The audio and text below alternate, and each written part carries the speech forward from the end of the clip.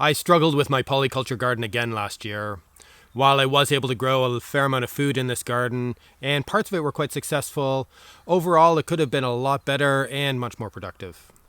The focus on mixing plants in together rather than separating them into different rows or beds is a fascinating one, and definitely appeals to a more natural ethos, rather than the more controlled and structured approach of the other gardens. There are a lot of possible benefits of this more complex interaction between the plants, including better soil ecosystems, a reduction in pest damage, and the possibility of higher yields. Although I've continued to evolve how I practice this particular gardening method over the years, I've struggled to get it to work as well as I think it should. And looking back at last season, I realized that I've taken this garden in the wrong direction, and it's time for a new approach. The main problems with this polyculture garden last year were, for the most part, my fault, which is often the case. I didn't put in the time that was necessary to adequately manage this garden, especially with thinning the broadcast sown beds. I also didn't improve the soil enough with compost and other forms of fertility, which was compounded by my failure to thin out the plants enough, as it left more plants competing for scarce resources in the soil. There were also a number of other issues that developed, many of them partially because I didn't do tasks when they needed to be done. While all of this is much more my responsibility than a flaw of the gardening method, this polyculture garden seems less resilient, as it requires a lot more work and attention on a much more regular basis. This extra work should be worth it, as in theory, this garden could be a lot more productive than the other gardens. But I've found it to be a steep learning curve to achieve that result, as there's very little knowledge or instruction about polyculture gardening methods out there, especially for this climate. In the past few years, I've decided to simplify things a bit in order to get a better handle on the issues relating to the compatibility of different types of vegetables growing in the same bed of the garden. I haven't been focusing so much on the widely available companion planting guidelines, as I don't really trust them anymore, especially since I realized that the onions were not helping to keep the carrot fly away. For now, I'm much more concerned about competition, speed of growth, timing, density, how one season flows into the next, and how well different plants fit together physically. When broadcast sowing a mix of seeds, the faster germinating and growing plants tend to overwhelm and stunt the slower growing types in the mix, and can require much more aggressive thinning and harvesting. This was the main reason that I stopped sowing brassica greens in with the slower germinating beetroot, chard, and lettuce plants. Transplanting or sowing new plants in beside older, more established plants typically doesn't go very well unless I clear quite a big space, both above ground and below ground, in order to give the newer plants a better chance. And getting the density of planting right is also a lot more difficult in a polyculture bed than with conventional rows or beds of single crops. For example, I still haven't figured out how many carrot and parsnip seedlings to allow to grow in between the onion and garlic plants, and this is even more difficult to judge with the random spacing of these broadcast sown seeds. It can be easier when different crops are growing in the garden for approximately the same amount of time, but when different crops mature over different parts of the season, this increases the complexity. I need to be mindful of when crops might be available for harvesting, so that adjacent crops will be able to grow into the space as it opens up, and also when they can be replaced with next season's crops. This is especially the case with overwintering vegetables such as leek and kale, as they can still be quite productive well into the spring after early season crops need to get into the ground. Another issue of compatibility is that a number of crops really benefit from some form of barrier or protection from pests and weather conditions in this ecosystem and climate, but that can be more difficult if they share a bed with other plants.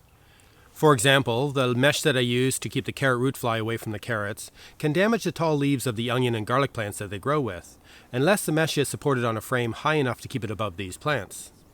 And removing this insect barrier while harvesting and tending to the other crops in the bed increases the chance that the carrot fly will get into the crop, as it did last year. One of the reasons for clumping all of the brassica family plants into one bed was that I could cover them with a similar mesh to protect the young plants from the tiny flea beetle. Splitting up this family of crops would require even more of the garden to be covered in the spring and early summer. And in order to protect the young potato plants from cold weather and frost in the spring, I typically cover the rows with a fleece, but this has caused damage to the more established broadbean plants that they are intercropped with. I've also had an issue with the runner bean plants needing this initial protection removed so that a pole could be added for them to start to climb. But the squash that they shared the bed with really needed longer protection from the unseasonably cold winds that we had last year. Some of this can be sorted out with better timing of sowings and plantings, but this can add additional workload and constraints, and this is made even worse if the weather is cooler than expected. Unfortunately, simplifying things in order to get a better handle on these diverse issues of compatibility has made this garden a lot less polyculture. As a result, I haven't necessarily been getting the potential benefits of this integrated planting approach, and at the same time, it's not simple enough to make it easy to manage, which leaves this garden in a problematic space between the two. Some parts of the garden are getting there, including the bed growing a mix of onions, garlic, carrots, and parsnip. But the bed dedicated to potato and broad beans is essentially an intercrop, and the bed for squash and runner beans is another more simplified pairing.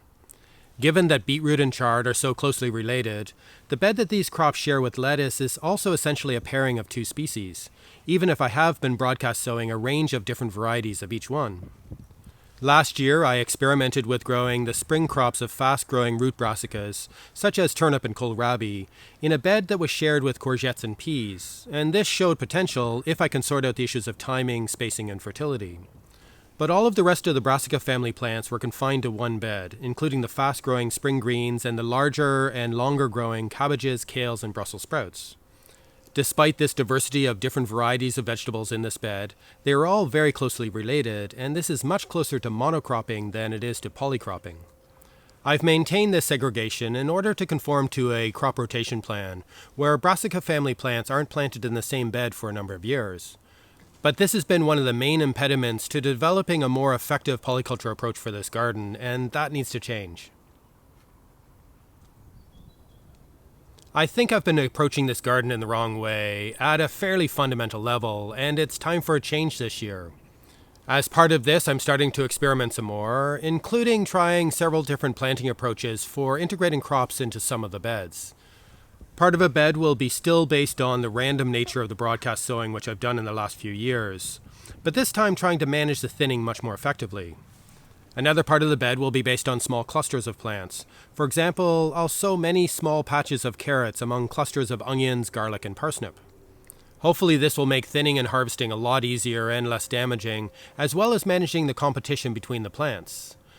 A third section will be planted with alternating short rows, with rows of carrots sown between rows of onions, parsnip, and other compatible plants.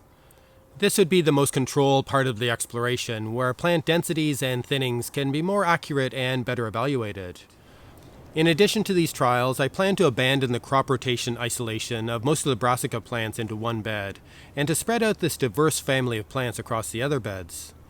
Figuring out what goes where is the new challenge, as I need to be aware of the likely competition from the larger and more vigorous plants such as the kales and Brussels sprouts, as well as matching the seasons and timings of the plants, especially with the overwintering ones. I am concerned about the possibility of a buildup of pests and diseases in the soil, and it will be more difficult to manage other pests such as caterpillars and flea beetles. But a really positive aspect of this change is that I will be able to grow more of these very useful crops, rather than being limited to what I can fit into one bed. These changes are part of my efforts to figure out how to make this polyculture method work best in my context, which includes my own personality and work habits. This garden naturally requires more attention than the other gardens, and is probably more suited as a gardening method right outside my back door, where I can get daily attention.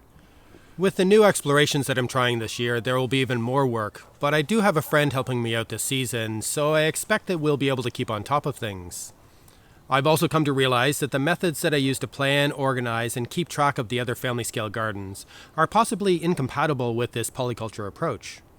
Although there are still issues of spacing, compatibility, and timing with the other gardens, each crop is seen as a separate entity, like a piece of a puzzle that needs to fit in amongst the other pieces in order to get the most out of the garden.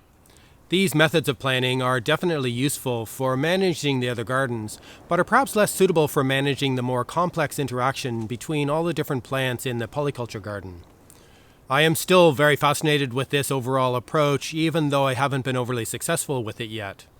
Perhaps this polyculture approach doesn't really fit my personality or way of thinking, and I imagine that other people may find it a much more suitable fit.